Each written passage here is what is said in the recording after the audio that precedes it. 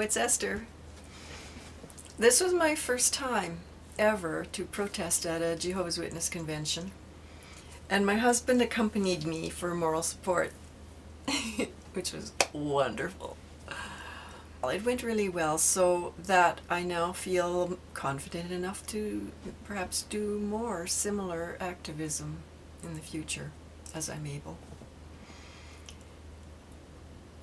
So besides Mechelle, who's sharing her story today, I also met Dwayne, who is well known in the EXJW community for his YouTube channel. I actually knew his mother in high school, and I met him when he was a young child. Well, he's all grown up now and is a great advocate for children. It's really wonderful. And what else can I say? I also met Amy. She was doing her own activism by covertly interacting with the conventioneers at lunchtime, milling around the courtyard. That was great. And so she had some interesting experiences too. Sorry, I didn't get any footage of that. That would have been awesome. Mechelle has quite a story to tell, and I feel privileged to share how her father woke up to the sham religion we know as Jehovah's Witnesses. She tells me that her father would like us to make this known to all the YouTube community about the shabby treatment he received at the hands of the elders, also those who he thought were his friends. Anyway, here's Mechelle. I'll let her tell you the story. I met Mechelle at the protest in Vancouver on this auspicious day of Love Never Fails Convention 2019, in which the elders are praising pedophiles, which is literally true because I watched Stacy's live show this morning and the whole audience cheered for the pedophiles. It was shocking beyond belief. Anyway, here's Mechelle's story. My name is Mechelle, and I'm here today. Twofold reason. One, I believe I just woke up maybe about 2 years ago, and by that I mean I left this organization about 19 years ago, and I left it for the fact that I didn't feel it was right to raise my children and teach them how to be a hypocrite, and it came to the point where if I continued I would have to do that, and I would see patterns start repeating, so I refused. When I left, I prayed to Jehovah that I had done the right thing, because in my mind I was both sentencing myself and my kids to death. So I just took that upon myself that was something I personally chose to do, and life went on. So I thought I was over it, and then a couple years ago my dad got in contact with me, and that was after like 16 or 17 years of not really talking. He would touch base every couple of years, maybe a phone call, knowing that my mom didn't know that he was talking to me. And then a couple of years ago he did reach out, and as soon as he did, my mom, again, she started distancing herself. And after I had had the first cup of coffee with my dad after 17 years, within weeks of that, my mom, a faithful and second generation Jehovah's Witness, packed her bag and abandoned my dad in the middle of the night. My mom is 84 and my dad is 86. Oh my. After 63 years of marriage.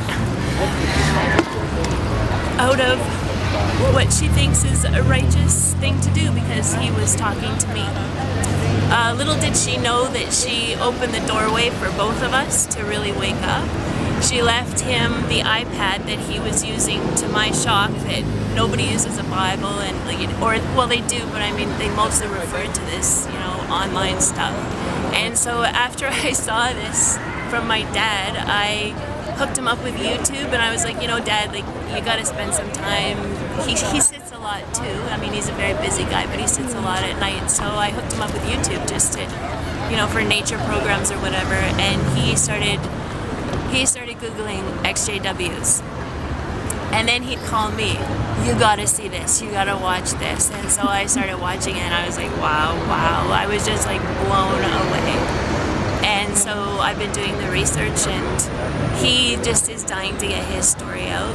That after what happened to him was, after my mom left, he went to the elders. She left him a note and said, I won't be back unless you go to the elders and get this sorted out. And this is just in her mind. There is no this to sort out. So he went there, and they wouldn't tell him where she was or what happened. They wouldn't help her or him at all figure it out.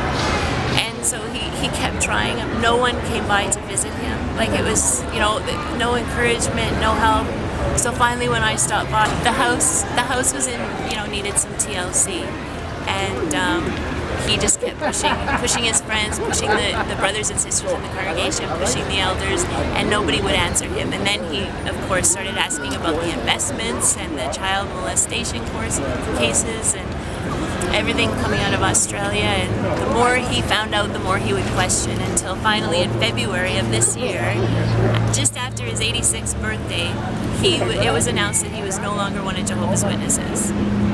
So now not only did my mom abandon him, but within a short time after that, all his friends, all his family, he has nobody. His health, he's super healthy. He's been like an extremely healthy man all his life. Not on any medication, never needed anything, any help. And now it's tough for him to get off the couch. Like, his health is failing, He's everywhere he goes. He used to go for coffee with his old buddies at the Kingdom Hall, and it's just cut off. That's what shunning does. It kills people. And that's why I'm here today. And that's why I was in there yesterday, just to help people.